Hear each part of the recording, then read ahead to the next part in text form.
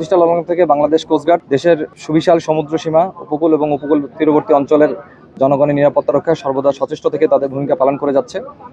পাশাপাশি জনগণের যান ও মালের নিরাপত্তা রক্ষায় বাংলাদেশ কোস্টগার্ড বিভিন্ন সময় এ ধরনের অভিযান পরিচালনা করে জনগণের যান ও মালের নিরাপত্তা নিশ্চিত করছে। আমরা সম্প্রতি সেন্ট মার্টিনগামী দুটি জাহাজ, একটি হচ্ছে আটলান্টিক ক্রুজ এবং কর্ণফুলী এমভি কর্ণফুলী এক্সপ্রেস, দুটি জাহাজ চরে আটকে যাওয়ার ঘটনা ঘটে। পাশাপাশি সর্বশেষ 27শে ডিসেম্বর 2025 আটলান্টিক ক্রুজ জাহাজটিতে অগ্নিকাণ্ডের ঘটনা সংঘটিত হয়। এর ফলশ্রুতিতে ঝুঁকিপূর্ণতায় ভুগছে পর্যটকরা, ইতিবাচক প্রভাব ফেলছে পর্যটক খাতের উপরে।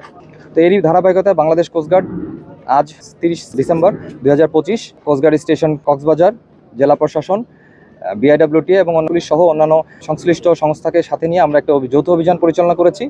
অভিযানে আমরা যাত্রীদের নিরাপত্তার জন্য বেশ কিছু কাগজপত্র যাচাই বাছাই করেছি তাদের, এবং আমরা এর মধ্যে রয়েছে যে রেজিস্ট্রেশন সনদ, ফিটনেস সনদ, পাশাপাশি তাদের অগ্নি নির্বাপনী ব্যবস্থাপনা, তাদের লাইফ জ্যাকেট, লাইফ র্যাফট সংখ্যা, লাইফ বয়, আমরা এই সকল বিষয় যাচাই বাছাই করেছি। পাশাপাশি ইঞ্জিনের আমরা ইঞ্জিন রুম থেকে শুরু করে ওভারঅয়েলিং, ইঞ্জিনের সকল মেনটেন্যান্স লকবুক রয়েছে, এগুলো আমরা যাচাই বাছাই করে দেখা গিয়ে ফিটনেস সনদ নাই। কিছু কিছু জাহাজে যে সকল পাইলট রয়েছেন, মাস্টার রয়েছেন, এমএমও কর্তৃক যে সার্টিফিকেট রয়েছে সেই অনুযায়ী তারা যারা থাকার কথা মাস্টার তারা নাই, প্রকৃতপক্ষে অন্য মাস্টাররা এটা চালাচ্ছেন জাহাজগুলো, যেগুলো আসলে আইন বহির্ভূত।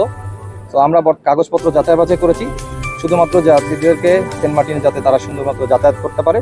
তো বাংলাদেশ কোস্টগার্ড অন্যান্য দায়িত্ব পালনের পাশাপাশি পর্যটকদেরকে নিরাপদভাবে যাতায়াতের জন্য এবং পর্যটক খাতকে আরও উন্নত করার জন্য বাংলাদেশ কোস্টগার্ড সর্বদা সচেষ্ট রয়েছে এবং সরকারের সকল দায়িত্ব